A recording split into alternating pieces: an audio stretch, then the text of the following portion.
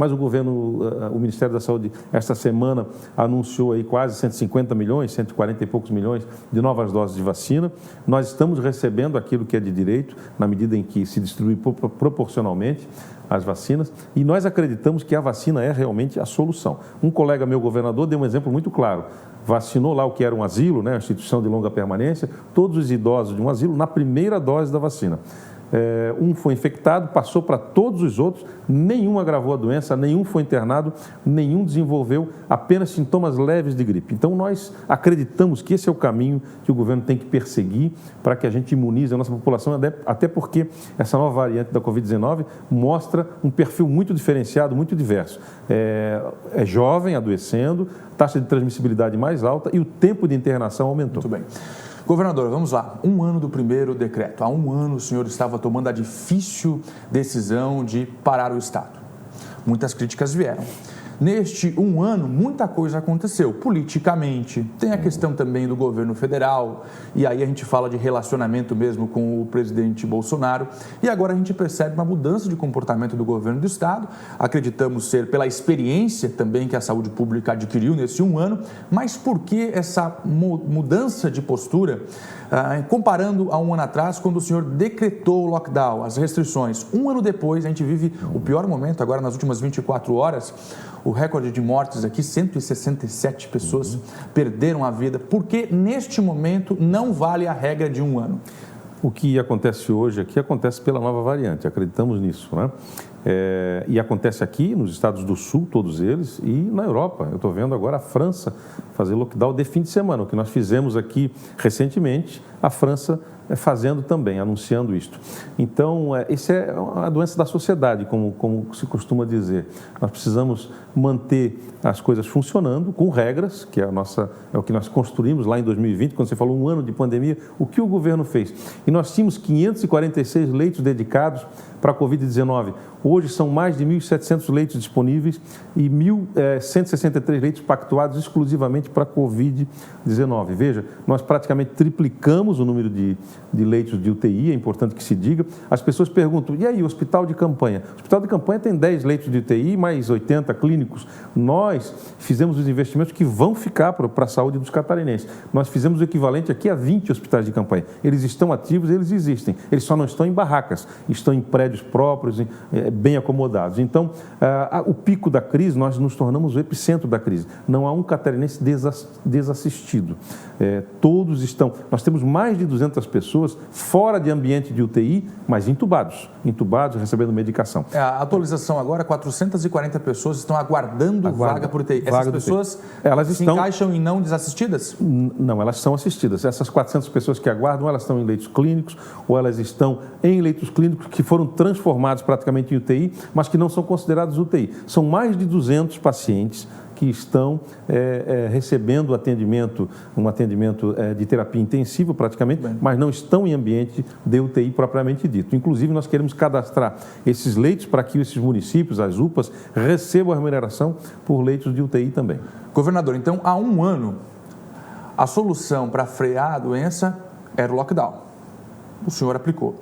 Agora, didaticamente, o cidadão que está se perguntando o que está sendo feito, a gente mostra todos os dias a ampliação de leitos, mas o governador apresenta para a gente agora, didaticamente, pontuando o que é feito para frear a pandemia neste momento, já que o lockdown não se encaixa na realidade. A pandemia não se freia.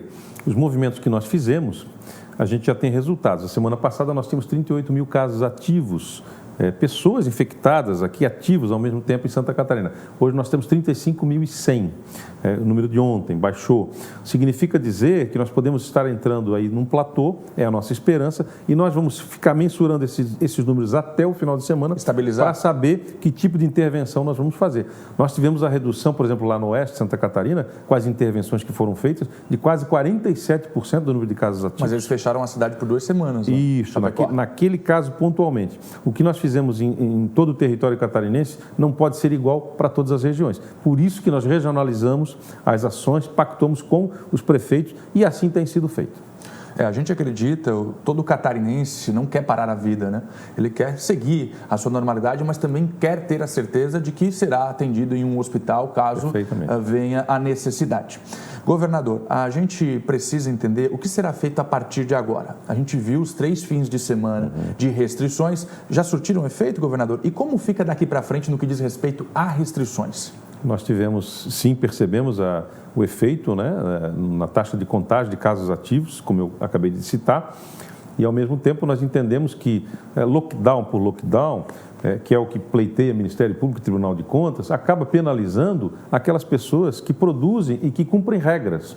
Então nós precisamos de entender que há ambientes de trabalho seguros, nós precisamos manter esse trabalho funcionando e temos que fiscalizar exatamente o que a gente conversava ainda há pouco, Fernando, que é a questão das festas clandestinas, do movimento à noite, e para isso nós entendemos que as medidas que nós colocamos durante a semana, elas são medidas que podem ter continuadas, né, ações continuadas nesse mesmo sentido. A restrição ao consumo de álcool a determinada altura da noite, 21 horas, 22 horas, o fechamento dos estabelecimentos até a meia-noite, porque daí sim nós podemos ter um foco de fiscalização mais intenso na clandestinidade. E é nesse sentido que a gente percebe muitas festas clandestinas, muitos jovens transmitindo, apesar do perfil da doença ter modificado e os jovens também adoecerem, mas também são vetores de contaminação nas suas casas. Então, essa é uma doença da sociedade, a gente precisa que a sociedade trabalhe junto com o governo. Nos últimos 30 dias, nós abrimos mais 400 leitos de UTI. Nós podíamos abrir 7 milhões de leitos de UTI. Se as pessoas não cooperarem, nós não vamos ter recursos humanos, médicos, enfermeiros, técnicos de enfermagem, enfim, o quadro de pessoal também tem limitações. Então, não é só abrir leitos de UTI, nós temos que dividir essa responsabilidade com a sociedade. Defendemos lá no SBT que o governo não pode apenas acompanhar a demanda de leitos de UTI, a demanda tem que diminuir e é responsabilidade nossa contribuir para isso. Por isso, essa questão da noite, né, das festas, dos bares, a Grande Florianópolis resolveu fechar às 6 da tarde, inclusive eu questionei o gestor de Florianópolis e ele me disse o seguinte: o risco de contágio, segundo pesquisas que temos aqui, é maior durante a noite, as pessoas estão nos bares, aglomeração, falam mais alto, o risco maior também de contaminação. Esse decreto aplicado para a Grande Florianópolis é discutido para o estado inteiro ou não? Inclusive com a suspensão das aulas.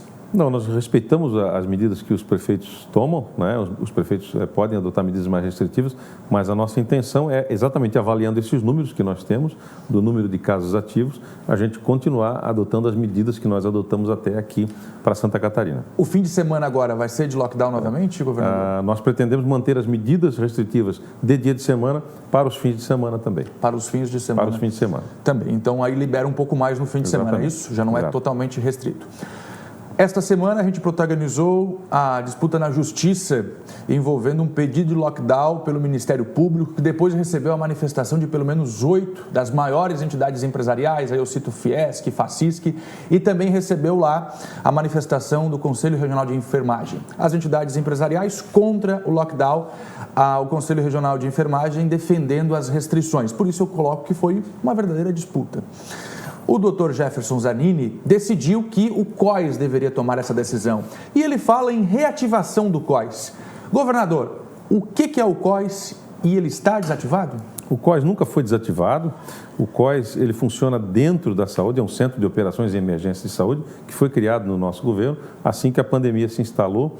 E ele continua atuando. Ele é o conceito da área técnica de dentro da saúde. As decisões de governo não são tomadas só sob o olhar óptico sob a ótica da saúde. Elas são tomadas sob o viés econômico, sob a questão da segurança pública, sob o acatamento das ordens, sob a capacidade de fiscalização do Estado e do estabelecimento de regras. A gente faz um balanço entre tudo isso. Obviamente que as vidas não têm preço, então a gente trabalha para a saúde, para assistir a saúde dos catarinenses, mas ao mesmo tempo sem esquecer, né, que o Estado não pode parar, até porque, como você mesmo falou, mais de um ano de pandemia, então nós precisamos aprender a conviver com esse desastre que já supera um ano de existência.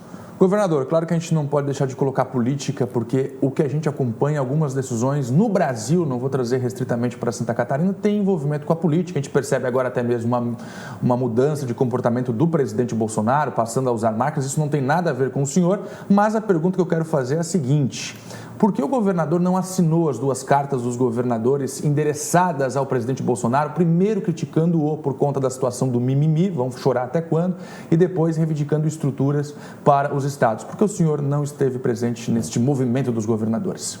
Eu tenho me posicionado dentro do fórum que eu não me comunico com qualquer agente público, né, para fazer avaliação de comportamento de qualquer agente público, especialmente por cartas. Então, eu não assino qualquer carta nesse sentido. Quando é uma moção no sentido de uma ação conjunta dos governadores, aí sim a gente pode pactuar. Agora, aquela informação que o senhor recebe diariamente, que a imprensa não tem acesso, mas que o senhor avalia todos os dias. Que projeção tem a pandemia para Santa Catarina? Quando que os catarinenses, no que o senhor recebe diariamente de informação, os catarinenses vão poder voltar a respirar aliviados? O perfil dessa nova cepa, dessa variante do coronavírus, mostra que o contágio é mais rápido, atinge um público mais jovem e mais tempo de permanência no agravamento da doença, mais tempo de permanência na UTI. Os números que nós temos desta semana nos mostram que nós tivemos uma diminuição de casos ativos. Significa dizer que, da mesma sorte que ela rapidamente infecta todo mundo, que a transmissibilidade é alta, da mesma sorte ela deve ter um recuo rápido, como aconteceu no Amazonas, como está acontecendo em outros estados brasileiros. Então, nós fomos o epicentro, talvez o primeiro estado a ser impactado. Nós temos aí uma imigração plena em Santa Catarina, nós estamos funcionando em pleno emprego e as coisas nunca pararam em Santa Catarina. Então, nós tivemos no ano passado a melhor gestão no enfrentamento dessa crise. O que nós temos agora é uma nova pandemia, praticamente, um novo vírus, né, com a nova variante do vírus, que mostra-se muito mais agressiva e muito mais rápida no seu contágio. Isso está acontecendo não só aqui em Santa Catarina, como no Paraná, Rio Grande do Sul, em outros estados e em outros países. Deixei essa para o final, governador. A gente vem acompanhando, né, o questionamento da população, de entidades empresariais, de profissionais da saúde, e o governador tem a caneta, é o governador que define. Muito embora as equipes técnicas tragam informações que ajudam no embasamento, quem assina é o governador. Pessoalmente falando, governador Carlos Moisés, como é que é lidar com essa pressão de ambos os lados? Eu sou muito solidário a quem produz, né, quem empreende, quem tem a coragem de empreender no Brasil e em Santa Catarina. Nós estamos a pleno emprego. Santa Catarina tem um saldo de balança de empregos do ano passado. Dos 150 mil empregos do Brasil, 53 mil foram em Santa Catarina, então é um caso de sucesso. Nós conseguimos equilibrar economia e saúde e nós somos parceiros do empresário. Então, o empresário me pede estabilidade. Governador, eu preciso previsibilidade. Posso dar férias para o meu funcionário? Vai fechar tudo? Não vai fechar? Então, nós queremos a previsibilidade, é nesse sentido. As normas que nós temos nos dias de semana, nós mantemos por mais algum tempo para que a gente continue mantendo tudo funcionando com regras e não penalizar aquele que cumpre regras. É muito injusto isso, por isso a gente entende que as medidas podem ser regionalizadas e para o Estado inteiro, as medidas que nós adotamos, elas são cabíveis. Quero agradecer, governador, por nos atender aqui na residência oficial, pelas explicações, desejar boa sorte ao senhor e aos catarinenses e a quem nos assiste, pedir aqui diante do governador que também respeite as regras. Eu vivo dizendo lá no SBT, a gente pode questionar, agora a regra é para ser cumprida. E é assim que Santa Catarina deve se comportar diante das regras que estão sendo estabelecidas. A gente tem que cumprir, os estudos estão aí, os técnicos estão avaliando, apresentando soluções e a gente tem que fazer a nossa parte. Governador, muito obrigado. Obrigado pela oportunidade e eu faço coro com você neste apelo, que o cidadão faça a sua parte também, porque nós estamos fazendo a nossa, o governo tem ampliado muito, triplicado o leito de UTI, tem avançado e eu tenho a esperança na vacinação do povo brasileiro, do povo de Santa Catarina. Obrigado. A informação que a gente conseguiu aqui do governador em primeira mão, então, neste fim de semana, as regras da semana valem para o fim de semana, portanto, não terá lockdown em Santa Catarina no próximo fim de semana. Devolvo no estúdio com Maria Esther e Cibele Fávero. Essa foi a entrevista exclusiva com o governador Carlos Moisés, aqui da Casa da Agronômica. Com vocês.